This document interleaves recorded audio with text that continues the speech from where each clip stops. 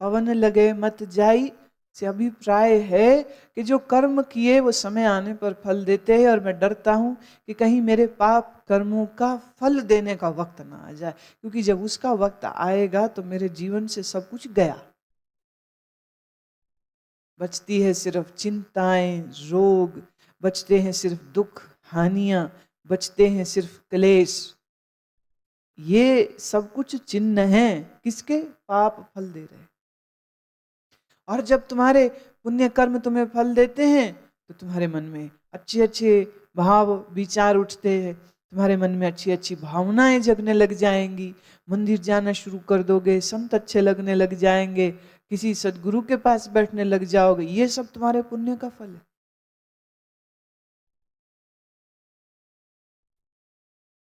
आदमी डरता नहीं है अपने कर्मों से, जरा नहीं डरता। पर ये देखो, गुरु नानक ज्ञान का अवतार, विष्णु का अंश अवतार, वो क्या कह रहे? हम डोलत बेड़ी पाप भरी। क्या पाप किए नानक ने? कोई एक ना उठा सकोगे, कोई एक ना देख सकोगे। फिर वो कह रहा है हम डोलत बेड़ी पाप। समझ नहीं लगती है कि how to accept these words, but these are indeed words of Guru Nanak. Have you ever felt like this?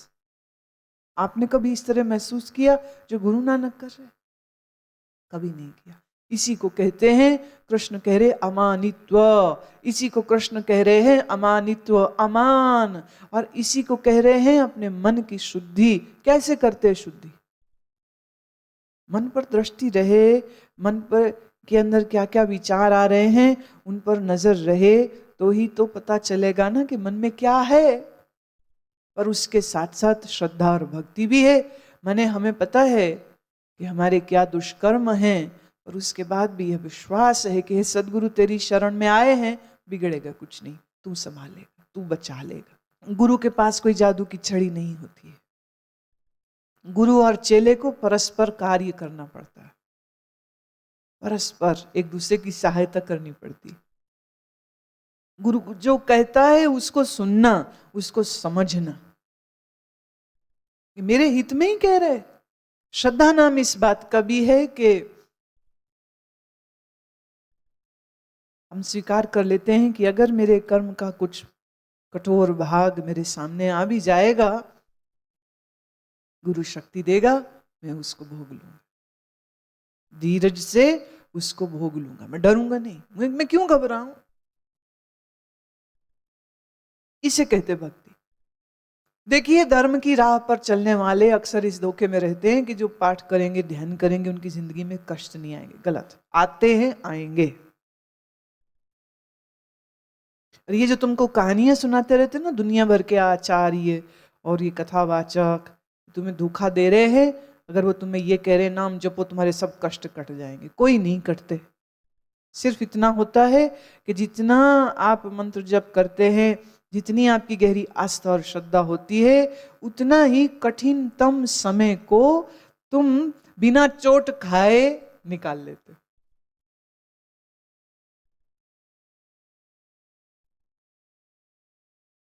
बिना चोट खाए। बहुत जोर से तूफान आए और तुम्हारी नाव है समंदर में, और यूं समझो कि तुम्हारी नाव फिर भी पार लग जाए, डूबे ना। पर ये कोई वचन वायदा नहीं देता है, ज्ञान और सत्संग, कि तुम्हारे जीवन में तूफान नहीं आएंगे। तूफान आएंगे।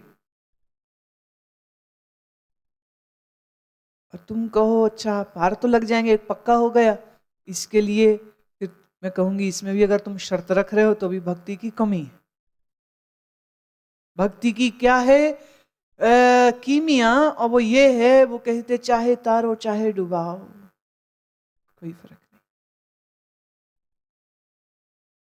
तू डुबा रहा है ना, डुबा ले। अब मैं ऐसी शर्त क्यों रखूं कि तू मुझे पार ही उतारे? तूने डुबाना डुबा दे, तूने तारना है तार दे, क्यों? हम तो तेरे। इसे कहते भक्ति। भगवान पार लगाएंगे, भक्तों को पार लगाएंगे, बोलो भक्तों, भगवान पार लगाएंगे, बोलते रहो।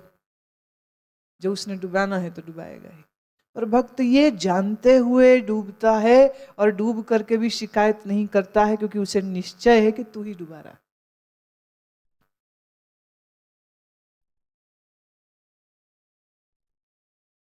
प्रभु तू ही डुबा रहा है।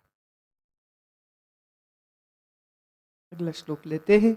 इंद्रियार्थेषु वैराग्यम अनहंकार एव च जन्म मृत्यु जरा व्याधि दुख दोषानुदर्शनम। इस लोक और परलोक के संपूर्ण भोगों में आसक्ति का अभाव, अहंकार का अभाव, जन्म मृत्यु जरा रोग आदि में दुख दोषों का बारंबार विचार करना। क्या बढ़िया बात आ गई ना। क्रम से आ रही सारी बात, क्रम से आ रही। इंद्रियों के जितने विषय हैं उनको भोगते हुए भी विचार करे कि ये खत्म हो जाने वाले हैं, क्षण भंगुर है। कृष्ण ने इंद्रिय भोग छोड़ करके आंखें फोड़ लो, कानों में शीशा डाल लो, जीभ काट लो, ऐसा कभी नहीं कहा। किसी गुफा में बैठ जाओ, ऐसा कभी बोले जहां हो वहीं रहो, अपने क्षेत्र में रहो, अपना क्षेत्र मत छोड़ो। इंद्रियों के भोग को भी भोगो, पर ये जानते हुए कि भोगों का स्वभाव क्या है और इस भोग से किस डिग्री तक सुख मिलेगा और हर सुख के पीछे दुख होगा, ये भी वो जानता। जो सिर्फ ये समझता है कि सुख ही सुख होगा, वो अभी सही से बात को समझा नहीं। सुख है नाचे गाए, और अंदर से याद रहता है रो भैया, सुख के पीछे हमेशा दुख आता है। दिन के पीछे क्या रात नहीं आती? दिन के बाद रात आए तो तुम रोते हो कि रात क्यों आ गई, क्योंकि तुम ये भी जानते हो कि रात के बाद फिर दिन होगा। साधक कौन है? जो आसक्ति के अभाव में संसार में विचरता है। Not running away from anything, doing everything, but with total detachment. सुख आता है तो वो जानता है कि पीछे दुख भी है। दुख आता है, वो जानता है इसके बाद सुख भी है। इसलिए दुख आवे तो दुख को पकड़ के ना बैठ जाए, सुख आ जाए तो बेहोश ना हो जाए। निरासक्त भाव से जो भी तुम्हारी जिंदगी में ड्रामा हो रहा है ना, उस ड्रामे को देखो।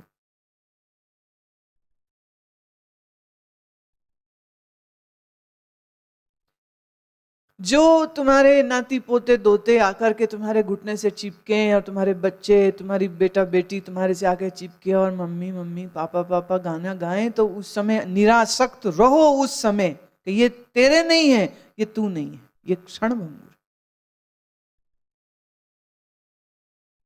पर यही टाइम होता है जब तुम बेहोश हो जाते हो।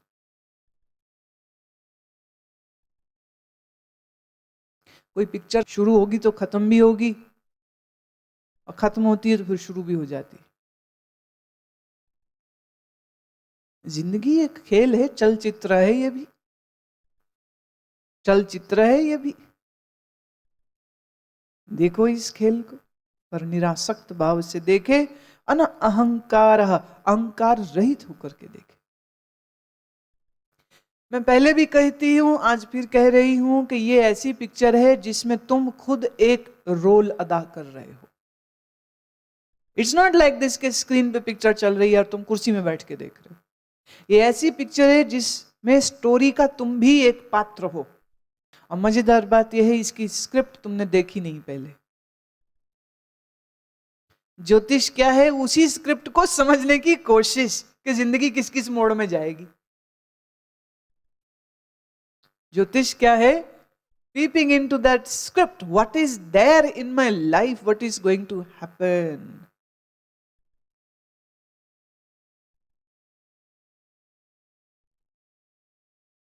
और अजब बात यह है कि मनुष्य को सुख हमेशा अपने भविष्य में दिखता है, वर्तमान में कभी नहीं। और चूंकि आसक्त है सुखों में, चूंकि डरता है दुखों से, इसलिए वो पूछता है जोशी महाराज देखिए मेरा सुख बना रहेगा ना, या कब होगा, या जो है वो बना रहेगा।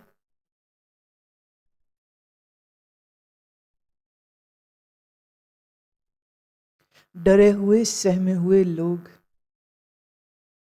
पिछले अध्याय में आया था ना, अपनी कामनाओं के दास तमाम देवी देवताओं को पूजते रहते फल के लिए, सांसारिक इच्छाओं की पूर्ति के लिए। उन्हें भगवान से कोई लेन देन नहीं। और इसकी भी बड़ी महिमा है। यहाँ दिल्ली से गन्नौर आते हुए 10 वर्षों के अंतराल में मैंने देखा एक बिल्कुल ऐसे ही 4 ईंटें लगी थी और उसमें किसी ने शनि का ऐसा वो लोहे का लगा दिया था। किसी ने वहां दीपक जला दिया होगा कभी। 3-4 साल में देखती रही, कुछ नहीं था, बस ऐसा ही था। फिर एक दिन वहां देखा तो वो थोड़ा बड़ा हो गया। फिर एक दिन देखा तो वहां बोर्ड लग गया, सिद्ध शनि मंदिर।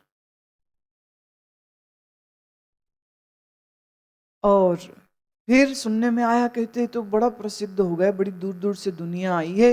वो कहते डॉक्टर ने कह दिया था कैंसर है। वहां गए, वहां शनि को मंदिर में चढ़ाया प्रसाद और तेल दिया और सब जो कुछ था वो किया। और शनिचर का जो भी दान था वो सब किया। मेरा तो कैंसर ठीक हो गया। जो बोलेगा कैंसर, अब इसको जितने लोग सुनेंगे 10, 15, 20, उनको भी बड़े बड़े दुख लगे हुए। तो अच्छा जरा एड्रेस बताओ। कम से कम नहीं तो दर्जन भर मंदिर मैंने खुद देखे। ऐसे ही मोड़ था मेन रोड पर जाने के लिए, उस मेन रोड पर किसी ने एक बार साईं बाबा की फोटो लगाई, शिरडी वाले बाबा की। बाबा की फोटो किसी ने कभी माला चढ़ा दी होगी। फिर थोड़े दिन बाद देखा एक बुढ़ा सा बाबा उसके नीचे बैठा हुआ है। फिर थोड़े दिन बाद देखा उसके आगे गोलक आ गई है। फिर थोड़े दिन बाद देखा वह 2 बंदे खड़े थे। फिर देखा वीरवार को 10 बंदे थे। और आज वहां पर भव्य मंदिर है और उसका नाम हो गया श्री सिद्ध साईं बाबा मंदिर। मतलब ये सिद्ध वर्ड क्यों यूज कर रहे हो भाई? वो इसलिए क्योंकि यही तो उनका यूएसपी है। यहां आने से कामनाएं पूर्ण होती हैं। बाबा ने वचन दिया है जो भी आएगा भक्त, मैं यहां बैठा अपनी समाधि से सबको सुन रहा हूं और सबको दूंगा।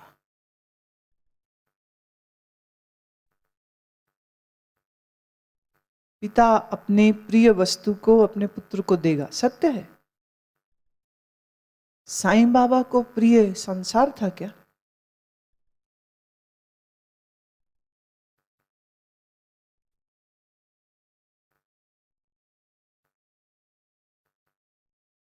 इसको संसार प्रिय था। अगर संसार प्रिय है तो ही तो संसार देगा। उसको तो ईश्वर ही प्रिय है। ईश्वर का हर नाम प्रिय है।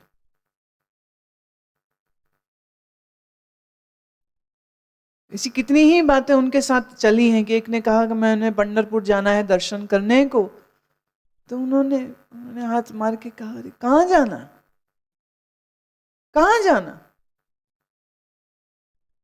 कहते उन्हीं के देह में जिस पांडुरंग का दर्शन करना चाह रहा था, उन्हीं के देह में उनको पांडुरंग दिख गए। बोले मेरे लिए तो अब तुम ही पांडुरंग हो, मैं नहीं अब जाता वहां पे। उसने जाना आना कैंसिल कर दिया। कहो कुछ भी कहो, तुम लोग उसको चमत्कार देखना चाहते हो, मैं इसको चमत्कार नहीं देखती हूं। क्योंकि श्री कृष्ण का 13वें अध्याय का 2रा श्लोक यही तो है, क्षेत्र चापिमाम विद्धि सर्व क्षेत्रेषु भारत। सबके अंतःकरण में जो जानने वाला है वो मैं ही तो हूं।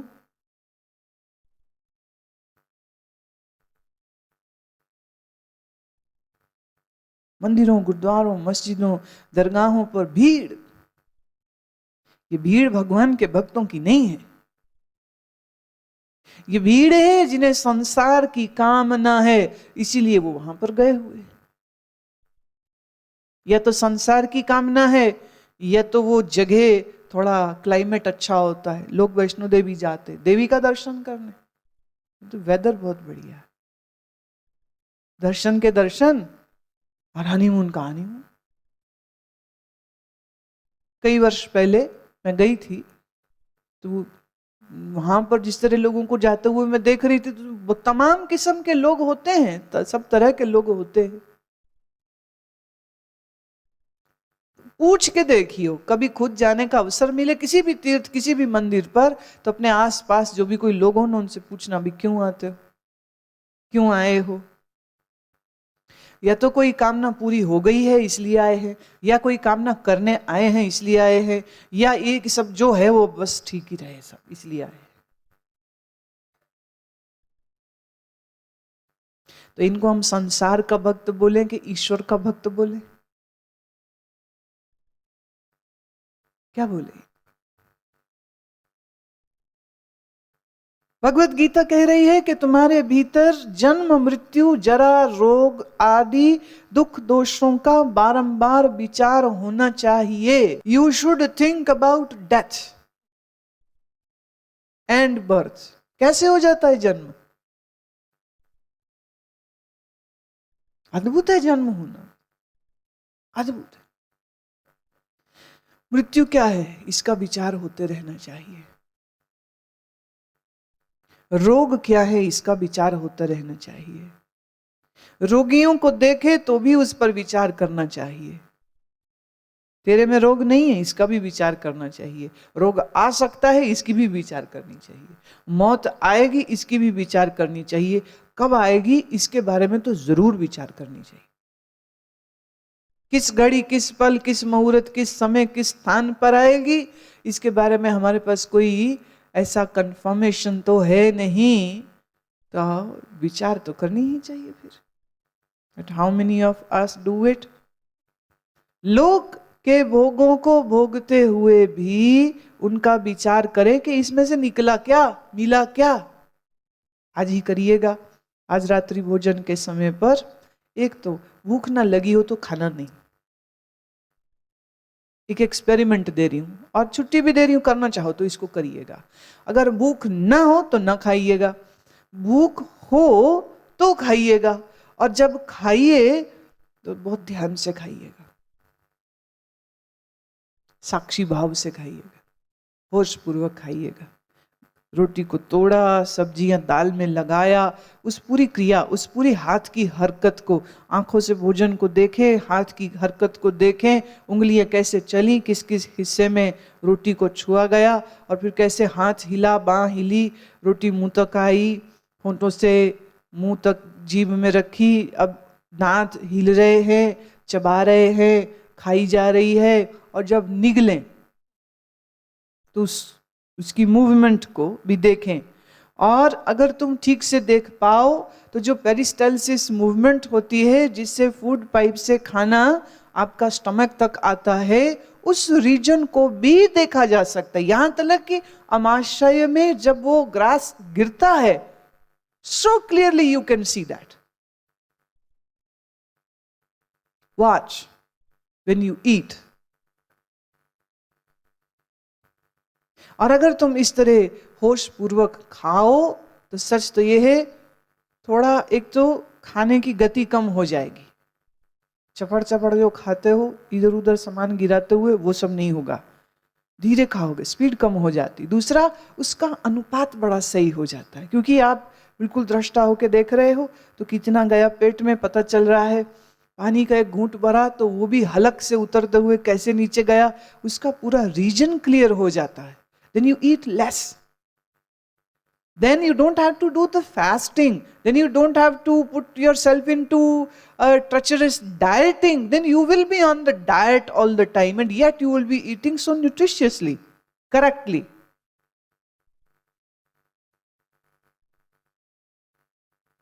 विचार करें, बारंबार विचार करें।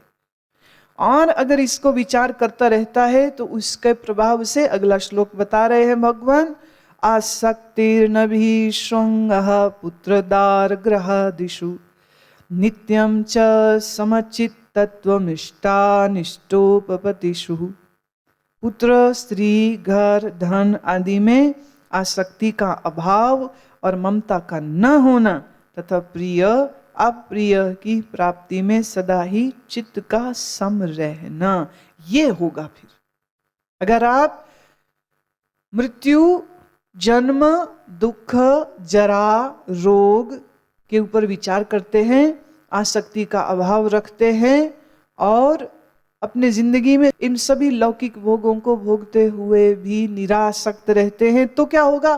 बेटा भी है, पत्नी भी है, घर भी है, लेकिन अटैचमेंट गई। शादी ना करना बड़ी बात नहीं है, शादी करके बीवी छोड़ के भाग जाना, साधु बन जाना भी कोई बड़ी बात नहीं है। बड़े कायर कर लेते हैं ये काम। बड़ी बात यह है कि अगर विवाह किया है तो इस तरह से रहे कि तू वहां रह करके भी साधु हो। इसे मैं कहती हूं क्षेत्र सन्यासी, क्षेत्र सन्यास मैं इसको कहती हूं कि अपने उसी गृहस्थी के क्षेत्र में है, लेकिन इस तरह रह रहा है जैसे उसका कुछ भी नहीं है। बेटा है, बेटी है, घर, कुनबा, परिवार, संबंधी, रिश्तेदार सब है, लेकिन एक चीज नहीं है, वो है तुम्हारे दिल में अटैचमेंट नहीं है उनके लिए। अब इन सब संबंधियों में दुख हो जाए, सुख हो जाए, तुम ऐसे ही देखोगे जैसे किसी पड़ोसी के घर के दुख सुख को देखते हो। तुम्हें उनसे कोई मतलब नहीं होता, इनसे भी कोई मतलब नहीं होता। फिर but to experience this detachment, to experience this asakti rahitata, you have to fulfill the other conditions which Bhagwan has given. आसक्ति ये जो आएगी पुत्र, भाई, बंधु, ग्रह के विषय में, और फिर ये नित्य समस्थिति बन जाएगी। कोई अच्छी बात हो जाए कि कोई खराब बात हो जाए, कुछ दुर्घटना हो जाए कि कोई उत्सव हो जाए, दोनों में फिर वो काम एंड कलेक्टेड, एकदम शांत रहता है। मैं देखती हूं कई बार लोगों को एक खबर उनको हाइपर बना देती, एक वाक्य इन्हें डिप्रेस कर देता है। जब बेटे की शादी तय हुई, मेरे बेटे की शादी, सारा शहर देखेगा मेरे बेटे की शादी, मूंछों को ताव देता फिरता है, दुनिया को दिखाता फिरता है, ये कर दूंगा मैं, वो कर दूंगा मैं, ये कर दूंगा मैं, वो कर दूंगा, उछलता है। और एक बुरी खबर आई तो एकदम बैठ जाता है, गिर जाता है, फिर डिप्रेशन में चला जाता है, फिर बेहोश हो जाता है। ये जो अप एंड डाउन जर्नी है ना, this is not good for your mind and this is definitely not good for your body. शरीर को रोगी बनाता है, अति भोग शरीर को रोगी बनाता है, अति क्रोध शरीर को रोगी बनाता है, अति चिंता शरीर को रोगी बनाता है, अति द्वेष शरीर को रोगी बनाता है, और ये सब रोग तुम्हारी आयुष को कम करते। तो तुम अपने ही दुश्मन क्यों हो? एक सज्जन बीमार थे, वो बोले दवा खाइए। बोले मैं तब दवा खाऊंगा जो मेरा बड़ा बेटा आके मेरे को दवा मुंह में डालेगा तो खाऊंगा, नहीं तो नहीं खाऊंगा। बड़ा बेटा वो कहते मैं ना ड्रामा मैं नहीं कर सकता, मेरे से नहीं होता, खानी खाओ, नहीं खानी नहीं खाओ। बाप ने दवाई नहीं खाई, 2-4 महीने में तबीयत ऐसी बिगड़ी कि अस्पताल में पहुंच गया। अब वो जो जिद करी उसने, मेरा बेटा खिलाएगा तो खाऊंगा, उस जिद से क्या मिला? शरीर रोगी हुआ, अस्पताल में पहुंचा, इधर से ड्रिप, इधर से ड्रिप, इधर से ड्रिप, दवा खाई नहीं थी, ध्यान रखा नहीं था, हालत खराब हो गई। अब बड़ा तड़प रहा है, अब तड़प रहा है, और अब कहता है डॉक्टर साहब बचा लो। डॉक्टर क्या करे? क्या करेगा डॉक्टर उस समय? जब तू खुद ही अपना दुश्मन बन जाए तो तुम्हें किसी और दुश्मन की जरूरत नहीं।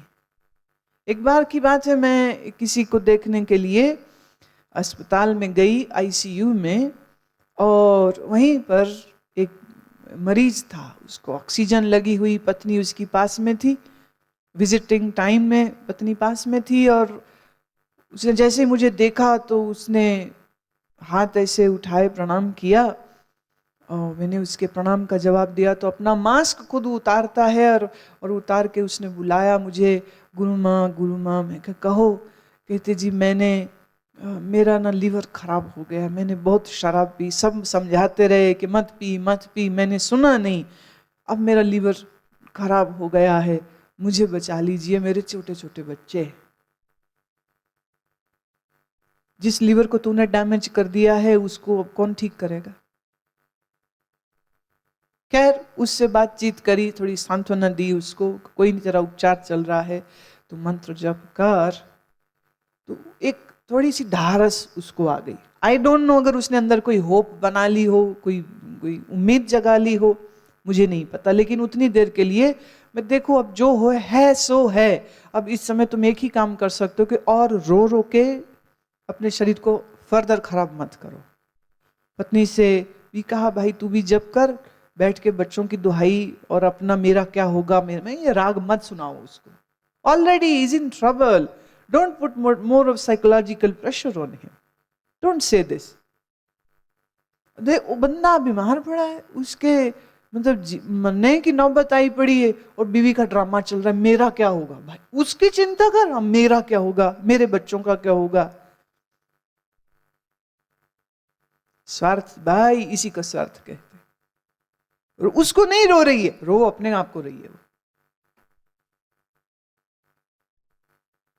खरैती लाल के आखिरी श्वास अभी फूटे भी नहीं थे और पत्नी जोर जोर से रो रही थी, बहुत जोर जोर से रो रही थी। खराती कहता है मत रो। अब उसकी इतनी कांपती हुई आवाज सुनाई नहीं पड़ी बीवी को। तो खैराती का बड़ा बेटा कहता है पिताजी बोल रहे हैं माँ मत रो इतना। वो कह रहे इतना मत रो। माँ तू क्यों रो रही है, इतना प्यार मत कर, अब मरना तो सबने है। खैराती की माँ ने मुंह ऊपर किया और कहते बेटे इस बेवकूफ के लिए कौन रो रहा है, मैं तो इस बात को रो रही हूं कि अब सिंदूर नहीं लगा पाऊंगी। और जब मैं मेरी मांग में सिंदूर भरती हूं मैं कितनी सुंदर लगती हूं, अब मैं सिंदूर नहीं भर पाऊंगी, मैं तो इस बात को रो रही हूं। इसका क्या है। निकम्मा आदमी था ये तो, इसको नहीं रो रही।